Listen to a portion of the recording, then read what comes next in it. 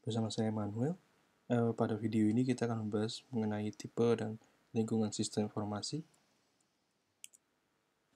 Pada video ini, sasaran daripada video ini diharapkan teman-teman dapat mengidentifikasi tipe sistem informasi. Kemudian teman-teman juga dapat menganalisis lingkungan yang mempengaruhi sistem informasi.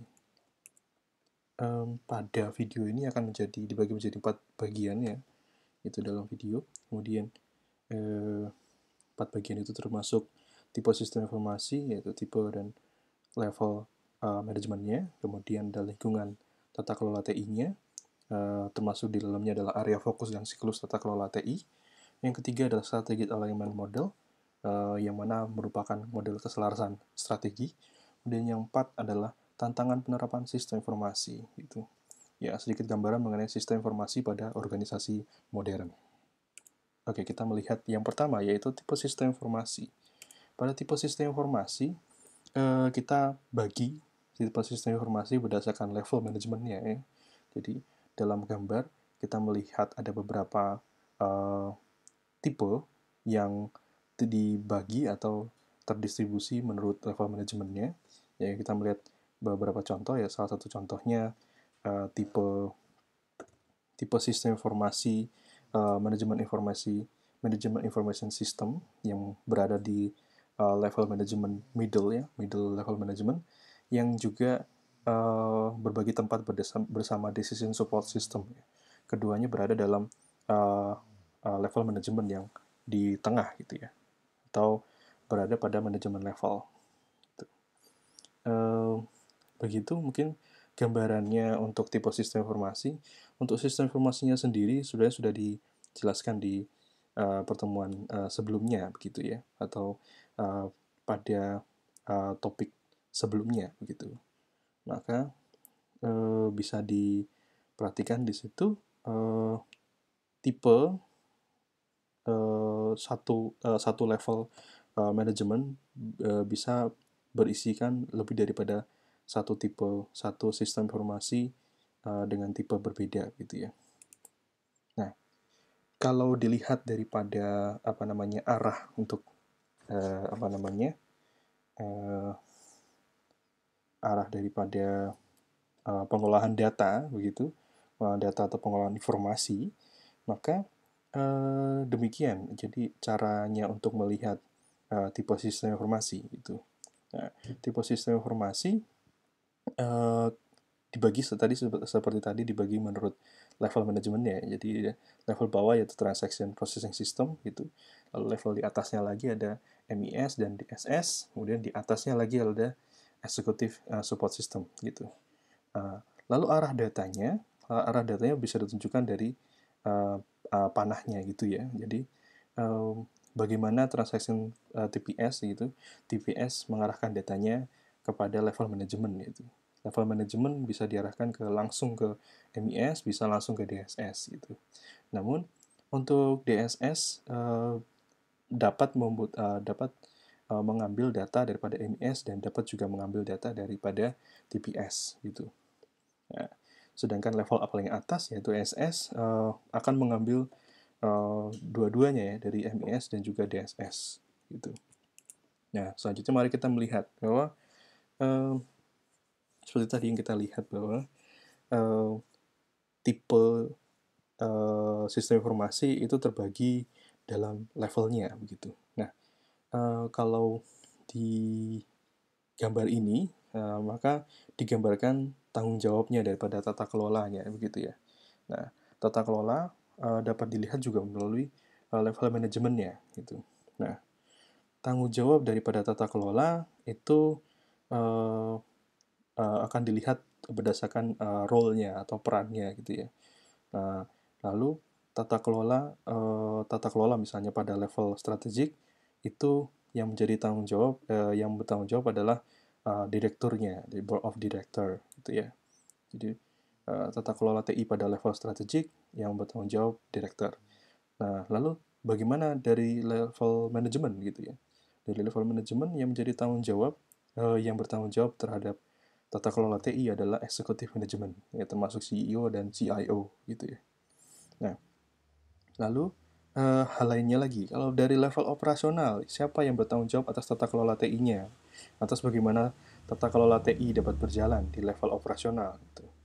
Ya, yaitu adalah level manajemen, level uh, apa namanya, garis manajemen operasional ya, bagian operasionalnya. Yaitu bagian yang mengurusi kegiatan hari-hari gitu ya. Ya, mereka yang bertanggung jawab gitu. Oke. Oke, situ dari tipe sistem informasi, kemudian kita lanjut. Kita lanjut. Ketika kita sudah tahu tipe sistem informasi, yaitu dibagi berdasarkan atau distribusi berdasarkan level manajemennya, maka kita melihat gitu dari sisi lingkungan tata kelola TI-nya gitu. Mana saja yang menjadi area fokus atau mana mana saja yang menjadi apa namanya sasaran daripada tata kelola TI itu gitu. Nah, kita juga akan melihat bagaimana siklusnya ya untuk tata kelola TI gitu. Maka kita melihat uh, lingkungan. Nah, lingkungan tata kelola TI itu sama dengan fokus gitu ya. Fokusnya terhadap fokusnya tata kelola TI gitu. Maka ketika lingkungan sama dengan fokus, maka ketika kita bicara apa saja lingkungannya, berarti kita bicara apa saja fokusnya gitu ya. Nah, fokus tata kelola TI gitu. Fokus dari tata kelola TI adalah tata kelola TI itu bermaksud untuk uh, apa namanya, meluruskan bagaimana penyampaian nilai TI untuk bisnis. Itu satu, dan yang kedua adalah mitigasi risiko. Itu. Tata kelola TI bermaksud untuk bagaimana nilai TI itu dapat tersampaikan ke bisnis. Bagaimana integrasi antara TI dan bisnis. Itu satu. Kemudian yang kedua adalah bagaimana mitigasi risiko ketika TI disampaikan kepada bisnis atau TI dapat berjalan pada bisnis gitu. Risikonya bagaimana caranya memitigasi.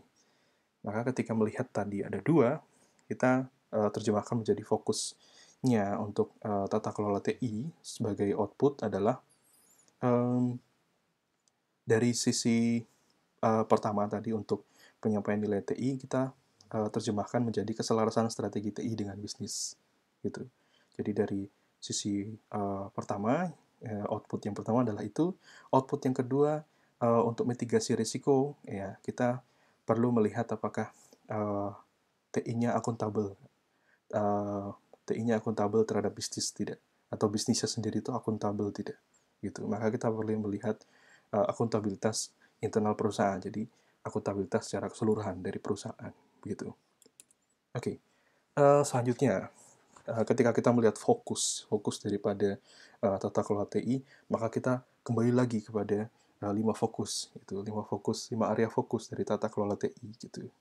5 fokus ini berdasarkan framework COVID ya, gitu. Jadi kita melihat bahwa ternyata ada 5 area fokus, maka COVID ini merepresentasikan itu, gitu ya. Jadi ada 5, ada strategic element. Strategic element termasuk tadi itu fokus yang pertama daripada tata kelola TI, itu keselarasan TI-nya, gitu, keselarasan strategis TI-nya. Lalu ada value delivery, ada risk management, ada resource management, ada performance measurement gitu ya. Jadi 5 itu kita sudah bahas sebelumnya, kita perdalam lagi ya. Itu ada di gambar berikut. Ya. Di gambar berikut 5 komponen tadi, ada 5 area fokus tadi itu sudah didistribusikan menjadi berikut gitu. Gitu. Area fokus COVID atau area fokus daripada tata kelola. Yang pertama misalnya kita lihat strategic alignment-nya gitu. Jadi yang dituju adalah memastikan koneksi yang kuat antara IT dan bisnis ya. Gitu. Itu yang paling penting gitu. Jadi ketika kita melihat seberapa baik tata kelola TI, maka kita melihat apa namanya, keselarasan gitu. Keselarasan strateginya itu yang pertama antara TI dan bisnis gitu. Lalu yang kedua adalah value delivery. Bagaimana menyampaikan value-nya, menyampaikan value daripada uh, value daripada bisnis menggunakan IT gitu ya. Gitu. Nah, lalu yang selanjutnya adalah resource management. Bagaimana IT ini dapat memanage resource gitu sehingga bisnis dapat berjalan baik gitu. Nah, selanjutnya adalah risk management. Ini risk management termasuk dalam tadi mitigasi risiko gitu. Merupakan fokus penting daripada tata kelola TI. Maka ketika didefinisikan risk management, maka TI harus dapat membantu bisnisnya memitigasi risiko gitu ya, gitu. Ataupun secara menyeluruh TI-nya pun harus dimitigasi juga gitu ketika terjadi risiko di dalam TI-nya gitu ya. Nah, selanjutnya ketika empat area fokus sudah berjalan, maka kita perlu melihat yang terakhir, yaitu manajemen performa gitu. Ketika keempatnya sudah berjalan baik, maka kita harus melihat apakah pemanfaatan TI atau apakah keselarasan TI atau apakah penyampaian nilai, pemanfaatan uh, resource dan manajemen risiko itu sudah berjalan baik. Gitu. Berjalan baik itu dinilai dari dinilai daripada performanya gitu, dinilai dari pada penyampaian layanannya gitu. Nah, performance management atau penilaian performa dapat dilakukan dengan menerapkan scorecard gitu. Jadi menerapkan penilaian secara menggunakan balance scorecard gitu. Oke. Selanjutnya, pada 5 fokus pada tata kelola TI, kalau digambarkan secara siklus akan menjadi seperti ini gitu. Itu bermula daripada stakeholder value ya di bagian tengah begitu. Gitu. Ketika melihat stakeholder value, maka yang pertama dilakukan adalah IT strategic alignment-nya gitu. IT strategic alignment-nya kemudian diarahkan setelah selaras maka dilihat penyampaian nilainya gitu. Setelah dilihat penyampaian nilainya maka sudah berjalan baik, maka dilihat resikonya, dimitigasi resikonya. Kemudian ketika semua sudah berjalan, maka dinilai apakah sudah berjalan baik, apakah perlu ditingkatkan, bisa ditingkatkan atau tidak, bisa kemudian ditingkatkan gitu. Lalu manajemen resource itu dilakukan selama keempat atau kelima bagian ini dilakukan gitu. Bahkan ketika stakeholder value driver-nya didefinisikan itu manajemen sumber daya sudah dilakukan gitu. Nah, lalu saya menggaris ada kuning di situ ya. Bagaimana melihat luaran daripada tata kelola IT gitu. Bagaimana melihat output tadi. Output tadi yang itu keselarasan TI dan bisnis dan juga akuntabilitas internal perusahaan. Itu dapat dilihat ketika IT value delivery dilaksanakan. IT value delivery dilaksanakan, kita bisa melihat keselarasannya. Gitu kan, sebelumnya ada keselarasan, kita melihat hasilnya pada IT value delivery. Lalu kemudian risk management, kita melihat akuntabilitas daripada perusahaan pada risk management.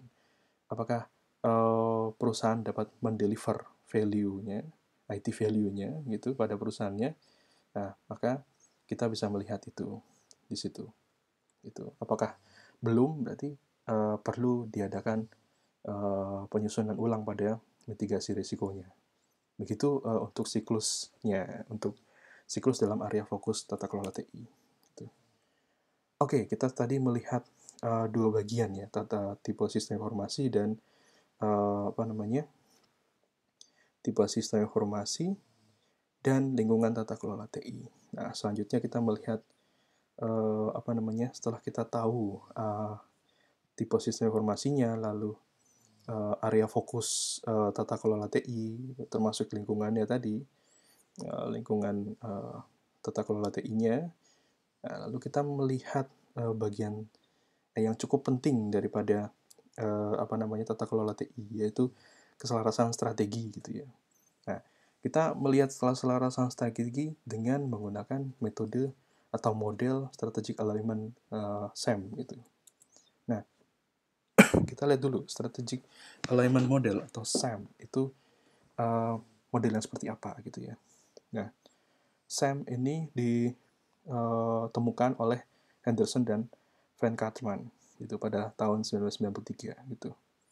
Pada awalnya mereka berpendapat bahwa manajer secara tradisional hanya memikirkan strategi TI dalam hal domain internal saja, gitu ya. Jadi mereka berpikir dalam hal internal perusahaan, TI-nya, begitu. Tapi mereka tidak berpikir bahwa TI itu merupakan fungsi pendukung yang penting gitu bagi bisnis gitu.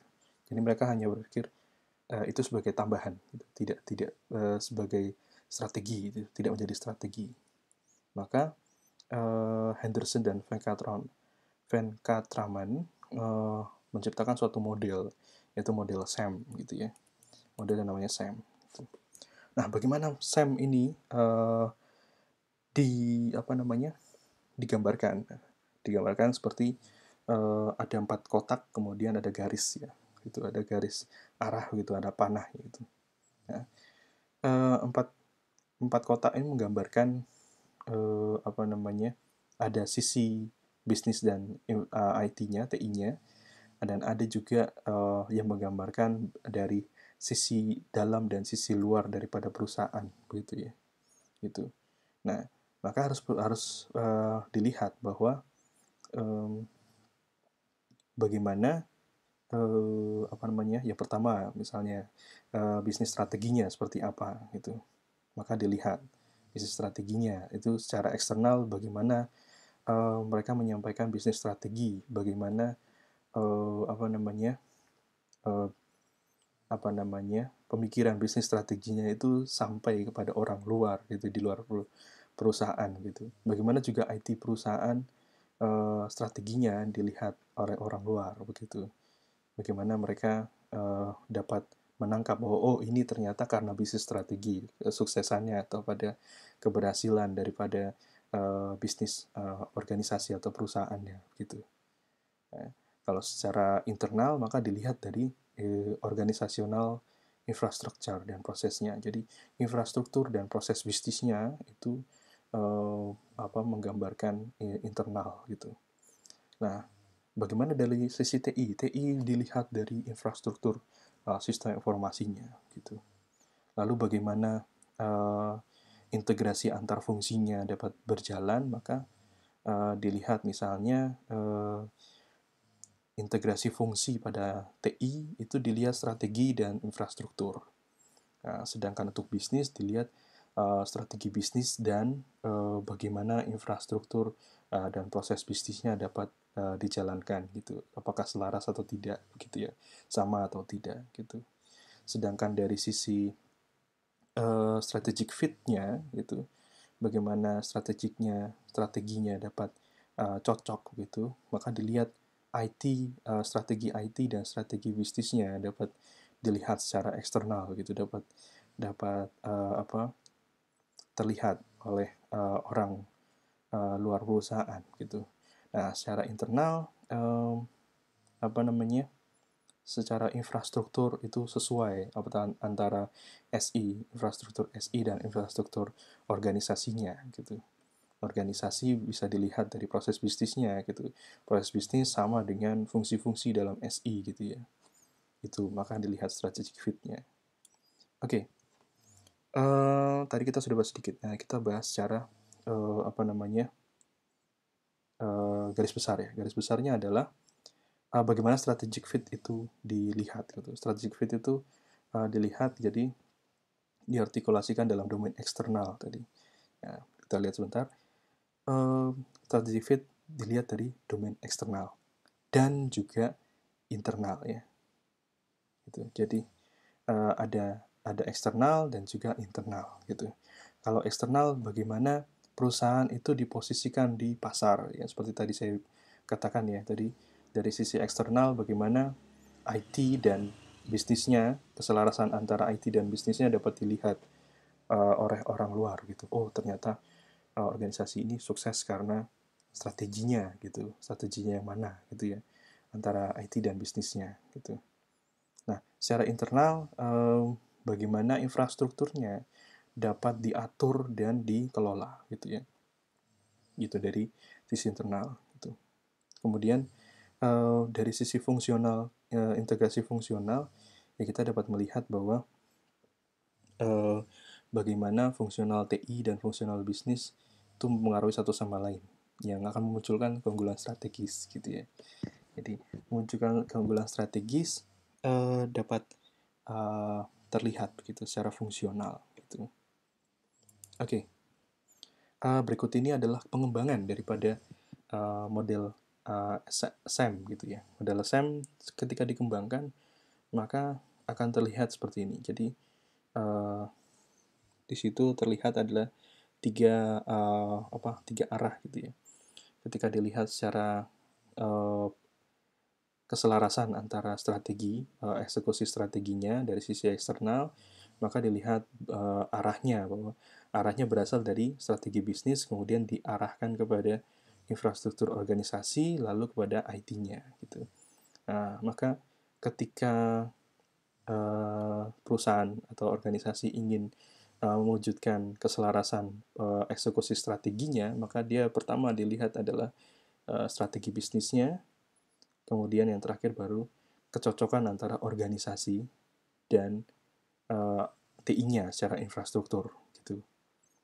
Ya, itu maka dilihat seperti ini mungkin dapat dilihat sebagai tindakan teknis gitu ya. Itu. Oke. Selanjutnya adalah kita melihat teknologi transformation alignment gitu. Keselarasan transformasi teknologi. Kalau melihat transformasi teknologi berarti banyakan adalah TI-nya gitu ya. Jadi bisnisnya apa gitu, strategi bisnisnya apa, kemudian dicocokkan dengan strategi IT-nya, lalu dilihat infrastruktur TI-nya gitu. Nah, karena dia berfokus pada TI, maka yang dibutuhkan yang paling penting adalah TI-nya gitu kebanyakan gitu. Nah, sama halnya ketika kita melihat service level alignment gitu. Keselarasan level service gitu. Level layanan yang dipentingkan adalah bagaimana pemanfaatan TI-nya gitu. Maka ketika dilihat pemanfaatan TI-nya, yang diperlukan adalah strategi TI-nya bagaimana gitu. Lalu diwujudkan dalam infrastruktur TI dan infrastruktur organisasinya gitu. Nah, berbeda hal lain dengan potensi kompetitif gitu. Kompetensi kompetitif itu lebih bersifat kepada bisnis, maka dari IT-nya yang dicocokkan kepada bisnisnya, lalu disesuaikan sesuai dengan infrastruktur dari organisasinya gitu. Jadi cara-cara membacanya begitu untuk domain SAM begitu. Nah, selanjutnya dari pengembangan SAM juga kita dapat melihat ada tiga tingkat integrasi ya, dan tiga tingkat integrasi komponen TI dan bisnis gitu. Nah, ketika kita melihat tiga tingkat, maka ya kita melihat di situ ada tiga istilah ya. Tiga istilah. Istilah pertama yaitu intellectual alignment. Itu intelektual yang bagian atas, intelektual eksternal gitu ya. Lalu yang kedua adalah operational alignment, yang bawah operational secara internal gitu. Lalu yang ketiga adalah cross domain. Cross domain. Kenapa dinamakan cross domain? Ya karena integrasi IT dengan IT gitu. IT secara teknis dan IT secara strategi gitu. Bisnis secara teknis dan bisnis secara strategi. Begitu juga kalau misalnya ada bisnis strategi bisnis dan juga infrastruktur TI-nya gitu, infrastruktur sistem informasinya gitu. Nah, itu juga ada garis-garisnya untuk cross domain gitu ya. Nah, mari kita lihat tipe untuk keselarasan bisnis ya, keselarasan bisnis TI gitu.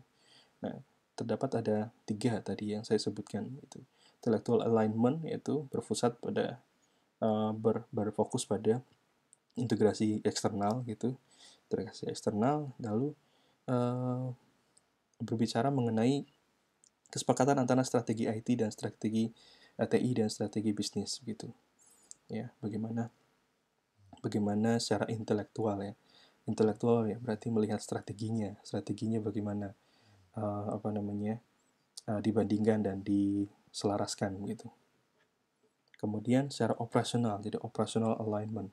Operational alignment kita melihat berarti secara infrastruktur dan proses gitu. Operasional bersifat internal, jadi di dalam perusahaan, tidak ada campur tangan dari luar gitu. Maka yang dilihat adalah proses di dalam perusahaan, yaitu infrastruktur dan proses bisnisnya atau proses TI-nya gitu. Sedangkan cross domain seperti tadi saya sebutkan sedikit ya, hubungan antara TI dan TI atau bisnis dan bisnis atau bisnis dan TI gitu. Maka dibilang hubungan multivariat gitu. Bagaimana TI strategi dan TI infrastrukturnya, bagaimana bisnis strategi dan bisnis infrastrukturnya, bagaimana infrastruktur TI-nya dan bagaimana infrastruktur TI dan strategi bisnisnya seperti itu. Jadi cross bisa kemana aja gitu ya. Oke. Yang terakhir yang keempat itu tantangan untuk penerapan sistem informasi. Jadi ya kita perlu melihat sistem informasi pada organisasi modern gitu. Nah, tantangannya adalah ada 5 ya. Tantangan pertama adalah investasi gitu ya. Bagaimana investasi menjadi tantangan gitu. Nah, investasi bisa berubah, maka jadi tantangan. Strategi bisnis bisa berubah, maka menjadi tantangan. Globalisasi juga bisa berkembang, maka menjadi tantangan. Lalu kemudian infrastruktur bisa berkembang, lalu menjadi tantangan. Lalu ada tanggung jawab dan pengawasan yang mungkin berubah-ubah, jadi tantangan gitu. Dan mungkin nanti lebih banyak lagi di masa depan. Nah, untuk sementara kita melihat sampai 5 gitu ya. Nah, yang pertama gitu, investasi. Investasi tidak murah gitu. Banyak orang berpendapat TI itu mahal gitu ya. TI itu mahal. TI itu buang-buang duit gitu. Maka harus dirancang benar-benar gitu. Investasi harus tepat gitu. Supaya tidak berakhir begitu saja gitu. Maka yang perlu dilihat bukan bagaimana mahalnya, tetapi bagaimana dia menghasilkan keuntungan berlipat gitu ya. Oke, itu investasi tantangannya. Pola pikir orang terhadap investasi. Gitu. Nah, bagaimana untuk strategi bisnis? Strategi bisnis tentunya mempengaruhi investasi gitu ya. Salah memilih strategi bisnis maka investasi dapat berpengaruh gitu. Nah, maka kepentingan politis juga berpengaruh penentuan strategi gitu. Termasuk juga strategi TI gitu. Begitu, itu menjadi tantangan untuk penerapan sistem informasi gitu ya. Penerapan TI juga. Oke, selanjutnya ini mungkin agak sulit ini, globalisasi. Globalisasi itu merupakan faktor eksternal gitu ya, faktor eksternal menurut perusahaan gitu, untuk persaingan dengan perusahaan lain atau perusahaan dalam negeri dan mungkin luar negeri juga ya gitu. Nah, maka pemanfaatan TI menjadi jawaban. Oke, organisasi niscaya akan memanfaatkan teknologi gitu, akan memanfaatkan TI gitu. Maka pandangan organisasi harus lebih kepada pemanfaatan TI dibanding hanya melihat kompetitor gitu saja, melihat kompetitor dan diam saja gitu, harus ada aksinya gitu ya. Oke, lalu kemudian tantangannya dilihat dari infrastruktur. Oke, infrastruktur berkembang terus gitu, infrastruktur berkembang, maka ketika infrastruktur berkembang, berkembangnya kan ke arah untuk mendukung organisasi atau mendukung penyelesaian masalah banyak orang gitu. Maka berkembangnya infrastruktur ini menjadi akselerator gitu. Infrastruktur yang berkembang, organisasi yang memanfaatkan infrastruktur yang berkembang itu maka juga akan berkembang gitu. Infrastruktur juga berkaitan dengan erat dengan investasi. Kapan dia investasi maka akan menentukan kapan seberapa cepat dia bisa berkembang organisasinya gitu. Oke. Yang terakhir adalah tanggung jawab dan pengawasan gitu. Top manajemen atau manajemen puncak memiliki tanggung jawab terhadap keberlangsungan organisasi. Oke, itu sudah pasti gitu. Arahnya ditentukan oleh top manajemen ya. Gitu. Nah, ini menjadi tantangan paling berat gitu. Selain dapat diselesaikan dan menyelesaikan tantangan lain gitu. Karena salah menentukan maka bisa berbeda jawabannya gitu, seperti itu ya analoginya gitu. Termasuk juga tanggung jawab etika dan keamanan gitu. Saya berikan contoh satu ya. Dulu saya pernah berada di dalam satu departemen TI gitu ya, bekerja gitu.